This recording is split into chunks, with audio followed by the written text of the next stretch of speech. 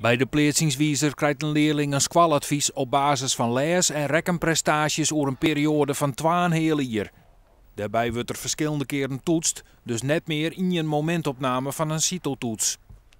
Die momentopname die kan natuurlijk ook goed uitvallen van een man, maar die kan ook heel slecht uitvallen. Inderdaad, dat aspect van stress vinden we eigenlijk heel slecht, want dat is er maar aan niks. Ben ik bewust van, dit is wel heel belangrijk wat ik nou doe, want als het net goed gaat, dan heeft het misschien grote consequenties. Nou, wat wij zeggen, laten we ons nou gewoon baseren op de gegevens die de basis kwallen. Er zitten heel deskundige leerkrachten, die volgen je dat al jaar heel precies.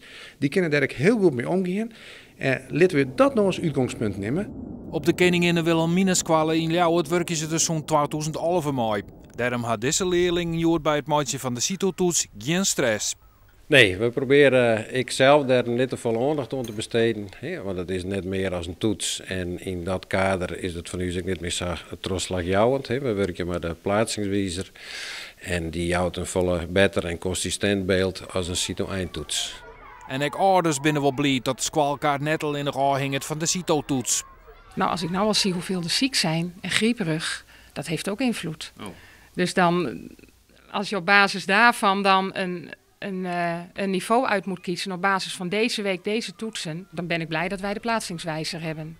Kind de CITO-toets dan net in het Jiskevet? Het heeft niet heel veel waarde, maar als je een bespreekgeval bent of je twijfelt, dan kan het wel net je keuze bevestigen. Het is een aanronding van ons leerlingvalsysteem.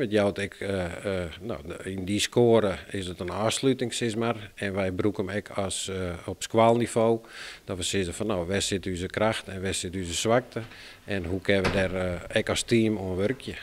Bij haast 90% van de Frieske basisscholen is de pleetsingswiezer bepalender als de CITO-toets. En in de rest van het land hebben basis- en middelbare scholen een soort belangstelling voor het systeem.